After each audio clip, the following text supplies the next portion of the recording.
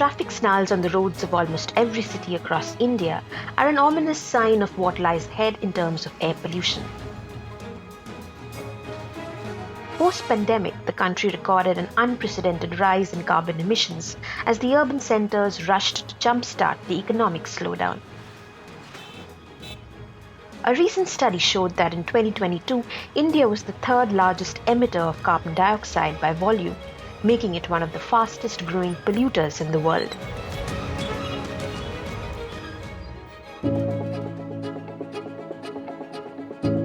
In order to significantly lower its carbon footprint by the year 2030, the government has set an ambitious goal of reducing carbon emissions by 45% through renewable energy sources like solar and wind. But more recently, an alternative source of bioenergy seems to be showing greater potential to accelerate India's clean energy goals, and that is compressed biogas. This is a compressed biogas station in Pune city. It is a pilot initiative set up by Primov Engineering, a company that specializes in bioenergy products. Sanjay Mane is a primary school teacher who owns a car that runs both on petrol and CNG. He discovered this bio-CNG station near his house and found it to be a convenient option instead of driving several kilometers into the city looking for a gas station.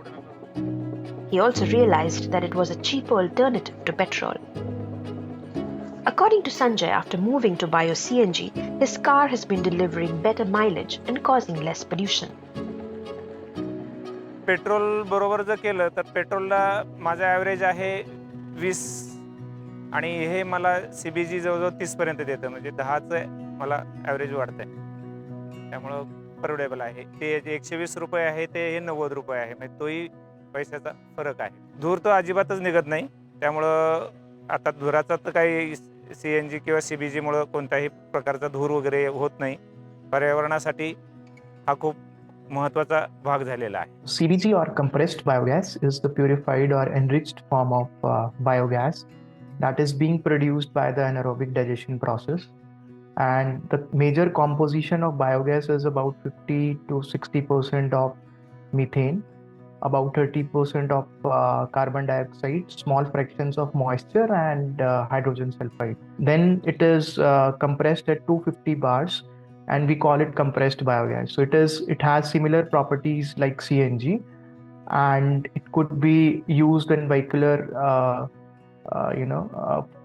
could be used as a vehicular fuel as a replacement of petrol and diesel.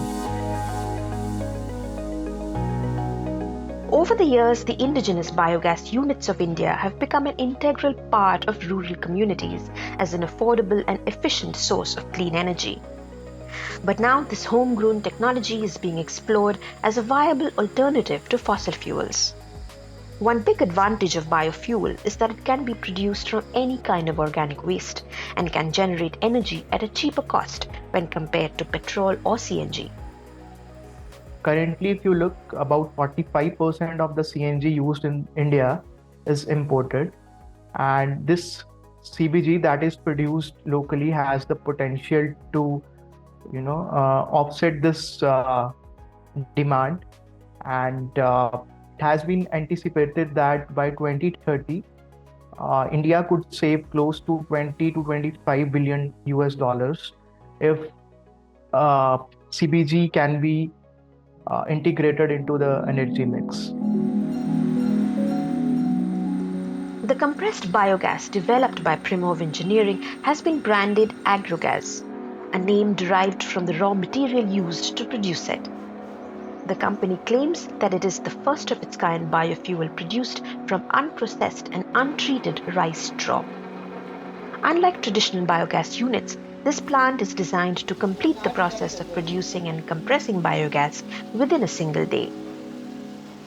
Basically, this is the upgraded version of conventional gobar gas plants, which are established in millions of numbers in India across the country.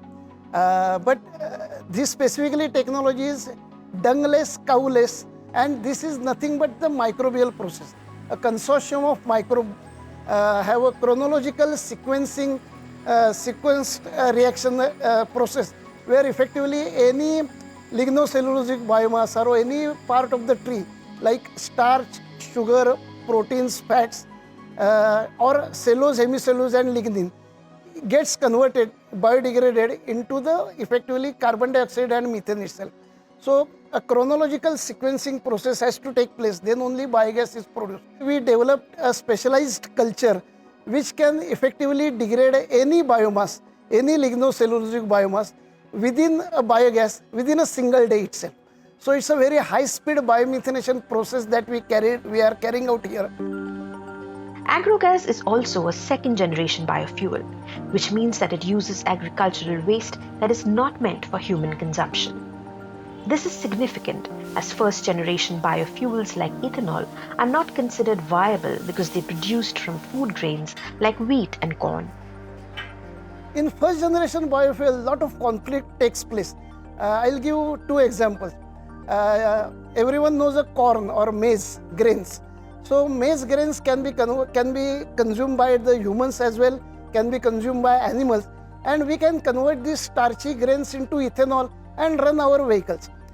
Many times it happened that internationally, whether we should use these grains for food as a food or should we use it as an energy.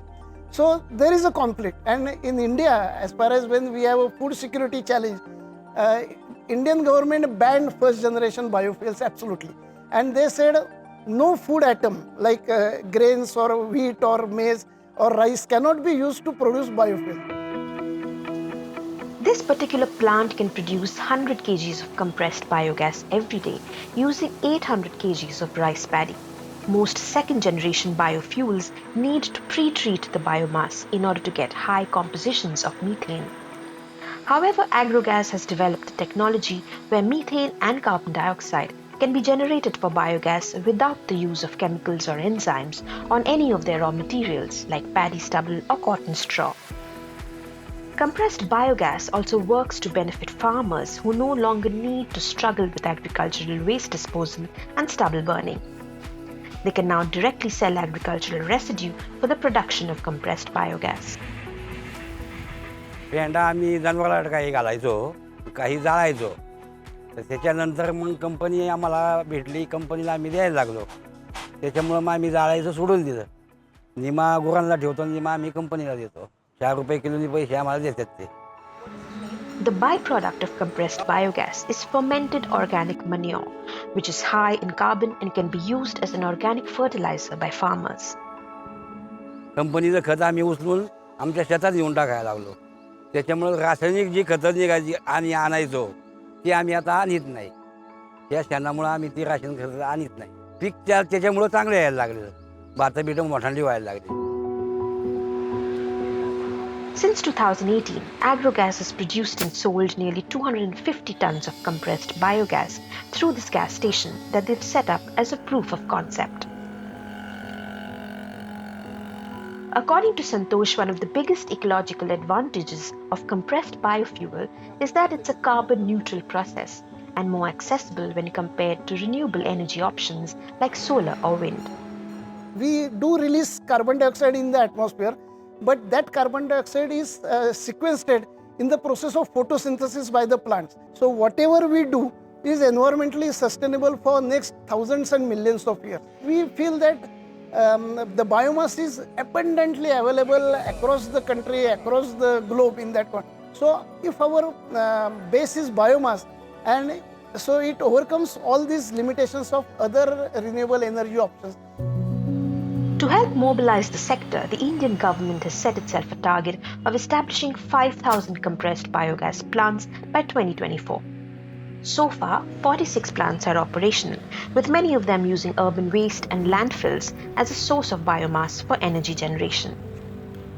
India has the potential to produce about 62 million metric tons of compressed biogas. We have a lot of landfills throughout the country and the urban areas. It is a mix of organic as well as the inorganic fraction. So the organic fraction of that municipal solid waste can be used to generate bio-CNG because it is rich in carbon and nitrogen. Energy experts believe that compressed biofuel can be the future of India's clean energy goals. Policies like Gobardhan and the Satat scheme, which stands for Sustainable Alternative to Affordable Transportation, have been launched specially to promote the growth of a bioeconomy in India.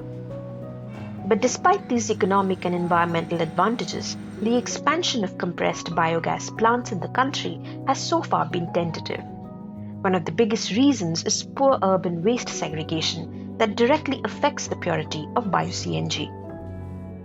Segregation is a big problem for the municipal solid waste based CBG plants, because if the segregation will not be there, the plant will not work because it needs only the organic feedstock. If the inorganic feedstocks goes into the plant, it will disturb the whole biology of the plant.